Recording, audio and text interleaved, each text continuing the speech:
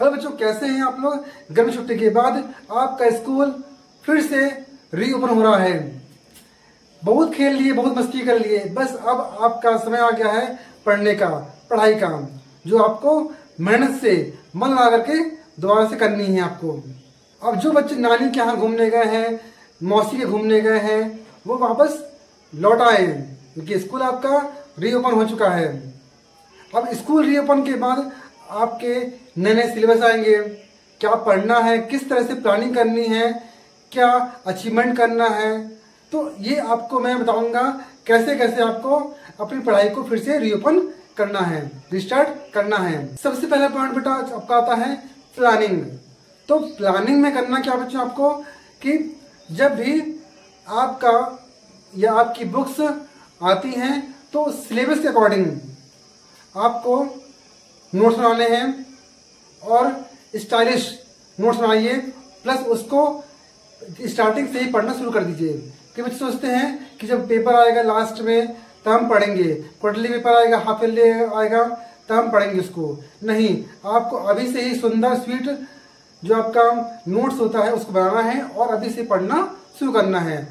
थोड़ा थोड़ा पढ़ेंगे तो ही आप बाद में इकट्ठा पढ़ पाएंगे। स्कूल के मास्टर के दौरान, कोचिंग्स में आप जो पढ़ते हैं उसके दौरान जो भी आपको सब्जेक्ट वाइज पढ़ाया जाता है उसको ध्यान से पढ़िए, क्योंकि कई बच्चे सोचते हैं कि हम जब एग्जाम आए तब पढ़ेंगे, तो क्या करते हैं वह कम नंबर लाते हैं और कारण बनते हैं कि हमने पढ़ाई कर ली थी पहले तो हमें अच्छे नंबर आते हैं। तो अभी आपके पास समय है, अभी से आप पढ़ना शुरू करिए।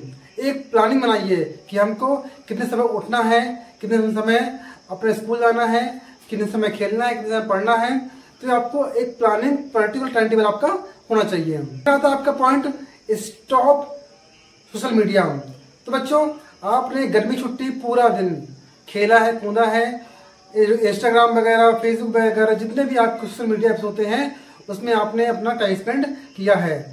आजकल का दौर ऐसा है कि एक चोट बच्चा को खाना ना मिले रह लेगा, ठीक है, टीवी ना मिले रह लेगा, लेकिन फोन में ना मिले बिल्कुल नहीं रह पाएगा।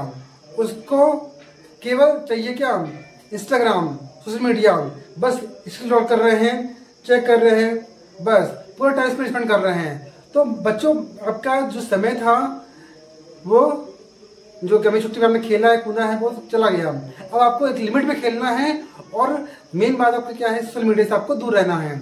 इससे आपका दिमाग पे बहुत बुरा असर पड़ेगा और आप पढ़ाई अच्छे से नहीं कर पाएंगे और रिजल्ट कर निकलेगा कि बच्चे नंबर कम आए हैं।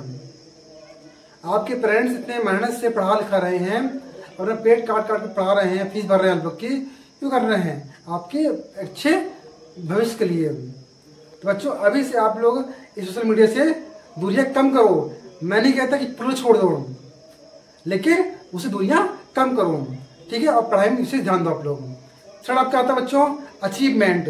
देखिए, अचीवमेंट कह सकते हैं या फिर कह सकते हैं गोल्स, कि ये आपको आपके क्वार्टरली में अच्छे नंबर चाहिए है। तो आपको अभी से ही जो स्कूल के मास्टर्स कोचिंग पढ़ाते हैं वो आपको धीरे धीरे पढ़ना है। तो जैसे आपको क्वार्टरली में अच्छे मार्क्स आएंगे तो आपको एक अंदर से लगेगा कि हाँ, मेरे अच्छे नंबर आए हैं तो मैं अब हाफ ईयरली में और इससे बेटर करूंगा। हाफ ईयरली में अच्छे नंबर आएंगे तो मैं फाइनल एग्जाम में और बेटर करूंगा। तो धीरे धीरे स्टेप बाय स्टेप पढ़ते आएंगे आप, तो आपको एक अचीवमेंट प्राप्त होगा। और आपके पेरेंट्स इतने अच्छे हैं कि जब आप अच्छे नंबर लाते हैं तो आपके लिए अच्छे से अच्छे गिफ्ट लाते हैं। पॉइंट बेटा आपका आता है फ्रेंड सर्किल। देखिए, फ्रेंड्स बनाना अच्छी बात है और कुछ बच्चों के फ्रेंड्स ऐसे होते हैं जो बोलते हैं अरे हो गया, बहुत पढ़ लिया यार, अरे बहुत समय बचा है पढ़ने के लिए, चलते खेल चलते हैं, ठीक है, गेम खेलते हैं।